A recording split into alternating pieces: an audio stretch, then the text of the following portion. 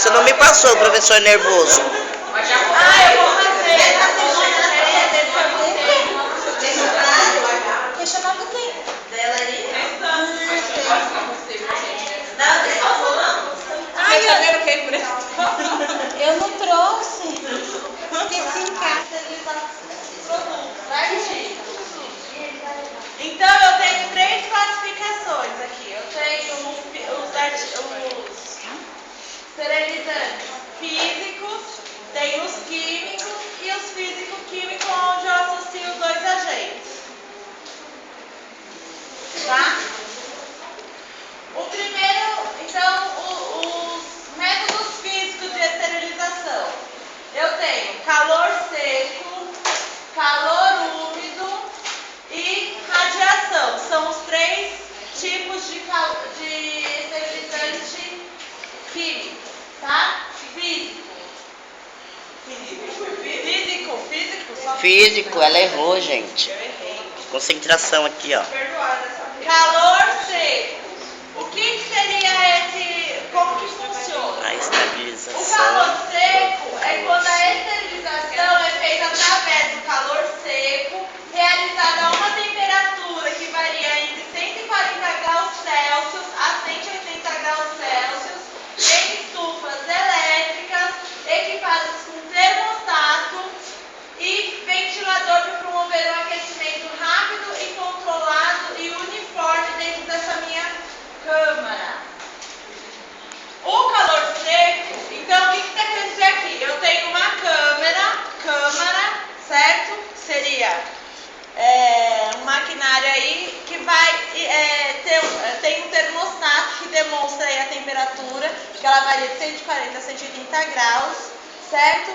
Onde também eu tenho o quê? Um ventilador que vai fazer ali dentro aquele ar chegar em todo por toda a dimensão ali dentro daquela câmara para que a esterilização atinja tudo de uma forma uniforme. Tá? Ele só deve ser utilizado para materiais que não podem ser esterilizados pelo calor úmido. Então, assim, todo material que não aguenta vapor, não aguenta água, por exemplo, tecido, pode ser usado esse tipo de esterilização. Porque ela é seca, ela é apenas por aquecimento, tá? Então, ela não pode ser usada deve ser usada para materiais que não suportam o meio líquido, tá bom? O meio úmido. Pode ser empregado na esterilização quando não houver contato direto entre o vapor.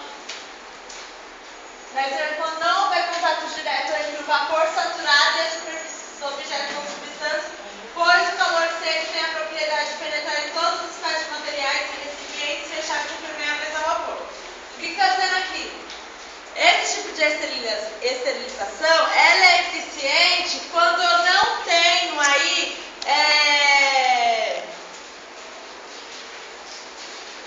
por exemplo, em alguns casos, o vapor saturado, que é o calor úmido, ele não atinge toda a superfície. Já no calor seco, ele consegue atingir toda a superfície de uma forma uniforme. E ele vai penetrar em todas as espécies de materiais, certo? E recipientes fechados e permeáveis ao vapor. Coisa que o vapor, às vezes, ele não penetra. Então, o calor úmido, a peça ela tem que estar exposta. Imagine, por exemplo, um inalador, tá? O inalador, ele vai sem nenhuma embalagem ali, ser esterilizado ali por meio do vapor. Conforme ele passa por ali, ele vai receber aquela umidade, tá. Se esse inalador, por exemplo, ele estivesse embalado e fosse submetido à esterilização a vapor, por exemplo, ela não seria eficiente, porque o vapor ele não penetra dentro da superfície, ele tem que estar em contato direto com o material. O calor seco não, o calor seco ele tem a propriedade de adentrar em todo quanto é tipo de embalagem, entendeu? Então eu embalo ali, ele penetra e consegue aí realizar a esterilização.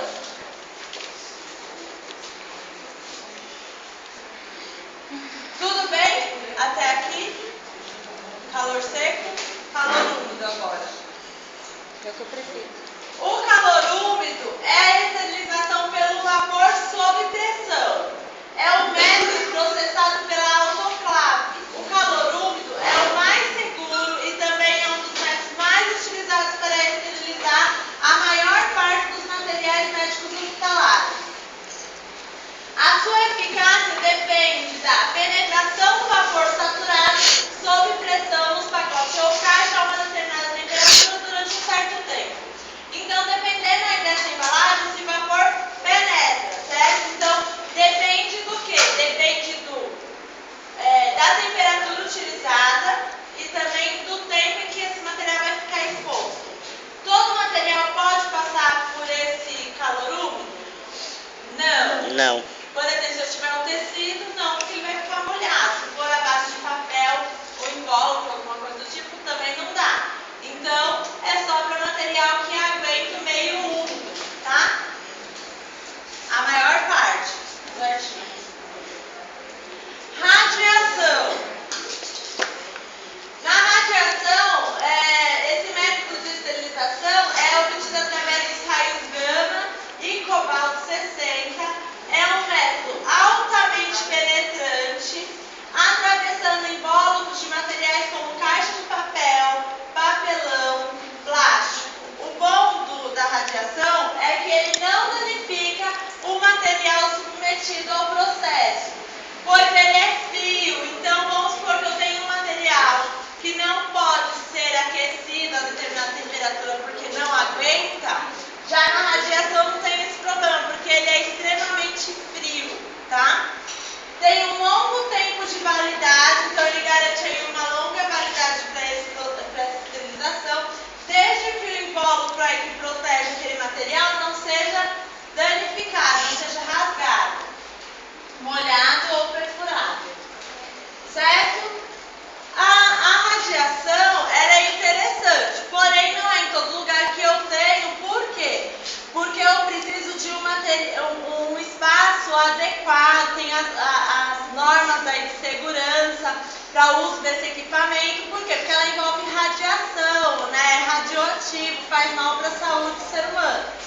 Então, eu preciso de um espaço adequado aí, tem que ser tudo adaptado, então por conta disso acaba às vezes não tendo em todo quanto é lugar. Tá?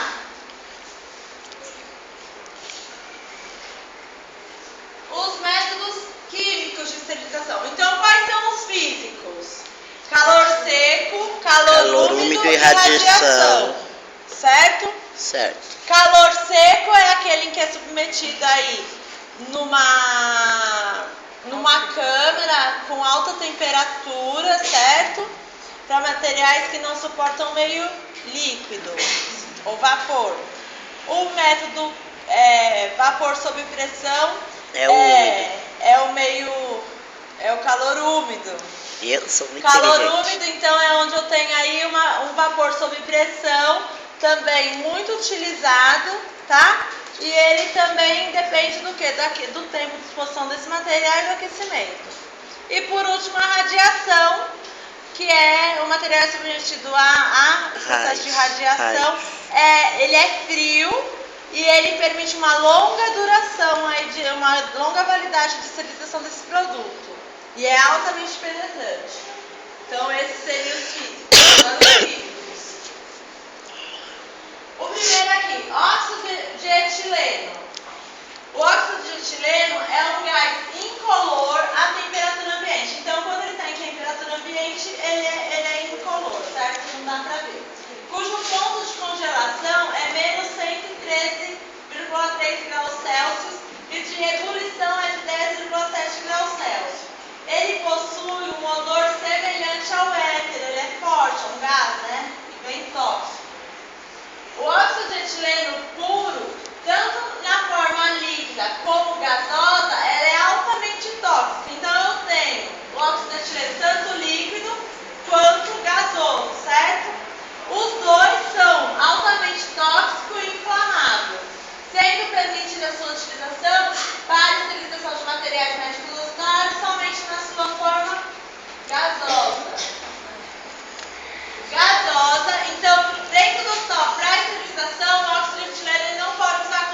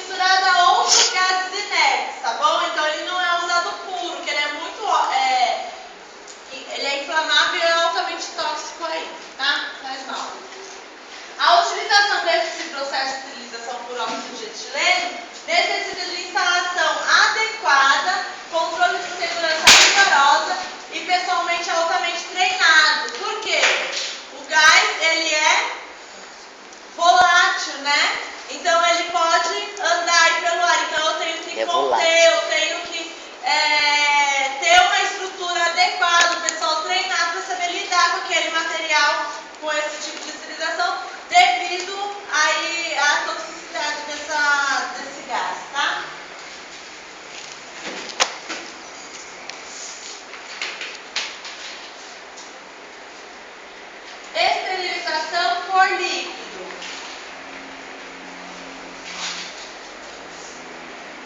A esterilização por líquido é quando eu tenho a utilização de produtos químicos líquidos destinada à desinfecção ou esterilização. Então eu tenho os produtos aí no hospital, líquido, produto químico, que ele serve tanto para esterilizar como para desinfectar. É indicado somente para aqueles materiais que não podem sofrer a ação do calor, mas que suportam o meio líquido. E ainda quando não se dispõe da esterilização pelo óxido de etileno. Então, quando eu tenho um material que não suporta o meio líquido, a minha primeira opção, aliás, quando suporta o meio líquido, a minha primeira opção é o óxido de etileno, certo? Quando eu não tiver o óxido de etileno, em último caso, eu vou usar a esterilização por líquido. Por quê? Porque a esterilização por meio líquido, ele é muito longo, é um processo longo. Demora. Então, ó, o tempo de permanência para eu desinfectar através de um produto químico no meio líquido é de 30 minutos. Então, vamos supor. Não sei se alguém se lembra que eu me lembro da minha infância, de quando eu ia no pronto-socorro no posto de saúde, chegar lá tinha uma bacia com água em cima da pia, cheia de inalador dentro, molhado lá, submerso. E aí na outra tinha ele secando. Aquilo ali é um produto químico, né? Esterilizante e até desinfectante. No caso ali, ele dava o quê? Depende do tempo. Se eu deixar esse inalador meia hora, ele esterilizou? Não, ele só fez a desinfecção. Para mim, a esterilização por esse método, eu tenho que deixar aí até 18 horas. Então imagina, a máquina faz aquele processo em 2 horas e meia, talvez menos ou mais, depende aí da carga da máquina. Para mim usar esse método aí, esse meio líquido, como método de esterilização, ele leva até 18 horas. Então, era usado muito antes, hoje a gente tem mais tecnologia. Então eu vou usar quando eu não tiver a esterilização por calor úmido, certo? Mas lá, professora, no postinho da minha casa é assim. Mas às vezes não para esterilizar, às vezes para desinfectar os inaladores. Hoje, né, é que assim, infelizmente tem ainda gente com essa situação. Mas hoje em dia, nos hospitais, o inalador ele já se tornou descartável. Por quê? Porque ele sai mais barato você comprar um por paciente, vamos dizer assim, dependendo do tempo aí De uso. do que você esterilizar ele, passar pelo processo. Entendeu? Várias vezes. Além de demorar a gastar vai mais. perdendo, né? Ele vai estragar com o tempo. Deve ser aquela fumaça dele no caso da açúcar, está esterilizando os materiais. Ele no serraria. Tem um lugar assim especializado para isso? No Serraria? Serraria é aquele do Mário Covas? Não. Serraria é o público ali em cima. Ali no extra, lá em cima. Ah, eu não conheço Serraria. Não sei. Passa ali uma tantinho. Não, é porque tem os tal de caldeira. Ela tá né? falando das caldeiras. Tem os tal que tem caldeira também que É. não é fumaça. Que essas coisas aqui elas são moduladas, não é fumaçar, essas máquinas não é fumaça assim não. Tá? Mas porque é tóxico essas coisas aqui, então se for jogar pro ambiente aí, não é assim. Mas provavelmente aí deve ser caldeira, alguma coisa do tipo. E que ali no hospital de Serraria, onde sai aquilo ali, bem ali é restaurante deles. Ah, então o restaurante você tá achando que é. A cozinha deles. Ó, risquem aí. Solução de glutaraldeína 2% está proibida no município de São Paulo. Em alguns municípios, alguns estados, municípios já foram proibidos o uso. Tá? Tanto é que tem vezes que você vai no cabeleireiro fazer a progressiva e pergunta pro cabeleireiro: o que você usa? É formal? Ele fala: não, formal não, é glutaraldeína. Daí é proibida, né? Proibida. Meu cabelo é bom, não preciso fazer isso. Então, essa solução aqui já não se usa mais, tá? Solução alcoólica de formaldeído a 8%. Isso aqui são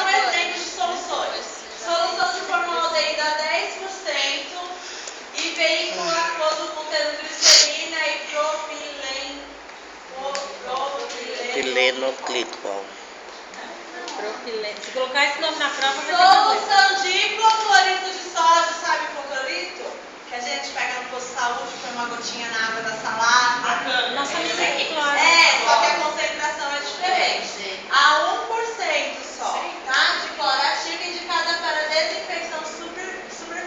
Então, o hipoclorito de sódio, a gente não vai usar para esterilização, ele só é usado para desinfecção, no caso, tá? O nosso amigo Ai, ai. Então, esses seriam os métodos. Então, quais são os métodos químicos? Esterilização por líquido e óxido de etileno, certo? Etilene. Só tem 2 e o outro são 3. Deu pra pegar? Continuando. Eu tenho também na CME um integrador chamado integrador TST, tá? O que é um integrador TST? Não tem essa definição na apostila de vocês. Um integrador TST é uma fita de papel laminado.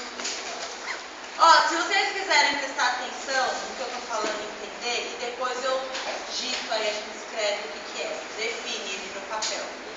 Então, o que é esse integrador? Esse integrador é um papel laminado, assim mais ou menos pequenininho. Ele tem 2 círculos, tá? Um é azul, outro círculo é amarelo. Para que serve esse integrador? Ele serve para garantir que a esterilização daquela caixa de artigo de material cirúrgico foi esterilizada. Então, toda caixa de material cirúrgico tem que ter um integrador TST, tá? Então, esse integrador TST é colocado nessa caixa de material antes de esterilizar. Então, é limpo, faz todo o processo naquelas peças, limpa, seca, põe na caixa, põe o integrador junto, embala e põe na máquina aí para esterilizar.